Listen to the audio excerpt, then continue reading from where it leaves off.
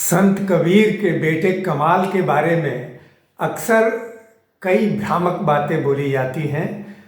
यह भी कहा जाता है कि वो सही रास्ते पर नहीं चल रहा था, लेकिन सच्चाई कुछ अलग है।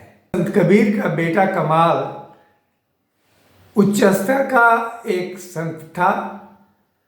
यह बात जरूर थी कि उसको जो सिद्धियां, साधना से जो सिद्धियां मिल गई थी, कुछ समय के लिए उसके भीतर अहंकार आ गया था।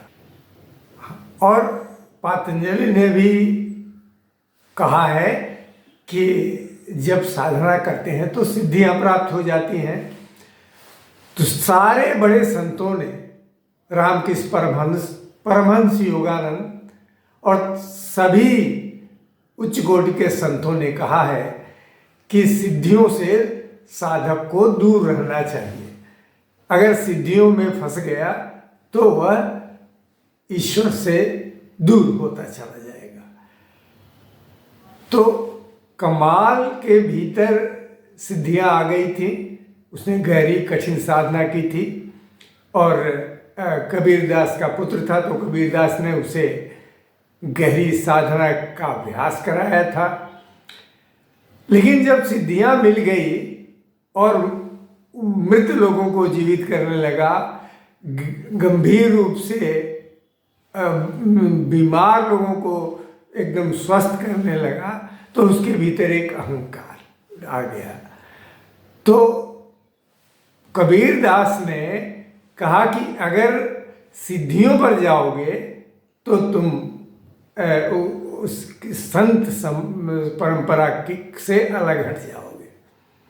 तो इसलिए उन्होंने सारे अपने मित्र संतों के पास उसको भेजा और उनके पास भेजकर और दिखाया कि सिद्धियां कितनी कमाल से भी ज़्यादा सिद्धियां उन लोगों के पास है।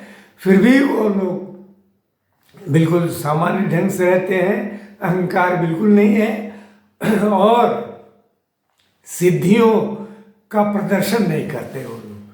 तो कबीरदास के कई मित्रों के पास कमाल गया, क्योंकि कबीरदास ने उनको भेजा और फिर तब कमाल को यह आभास हुआ कि मुझसे कई गुना ज़्यादा सिद्धियों के सिद्ध लोग हैं और चमत्कार दिखा सकते हैं, लेकिन सामान्य ढंग से रहते हैं, क्योंकि सिद्धियों का प्रदर्शन करना मनाही है।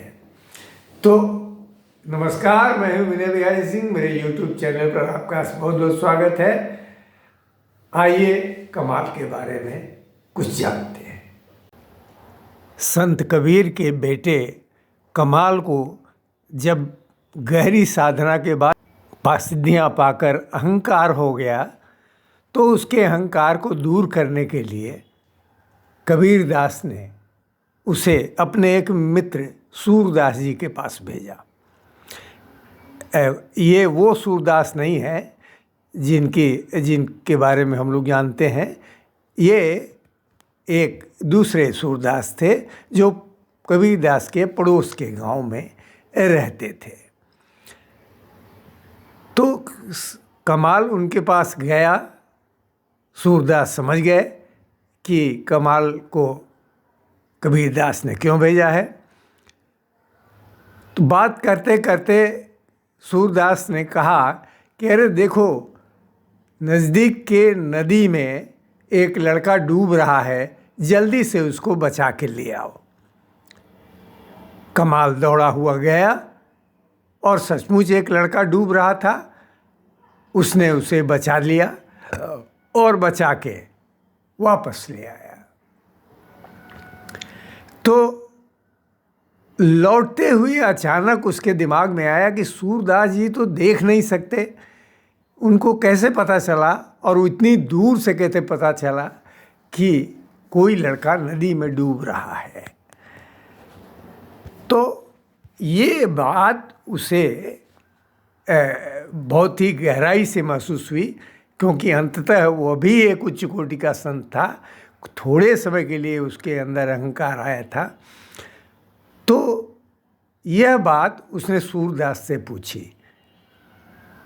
सूरदास ने कहा कि देखो, किसी भी उच्च कोटि के संत को सिद्धियां मिलना सहज है, लेकिन उन सिद्धियों को संभालना सबसे बड़ी बात है। बिना ईश्वर की आज्ञा के किसी भी सिद्धि का प्रयोग नहीं करना चाहिए, क्योंकि इससे ईश्वर को प्रसन्नता नहीं होती है।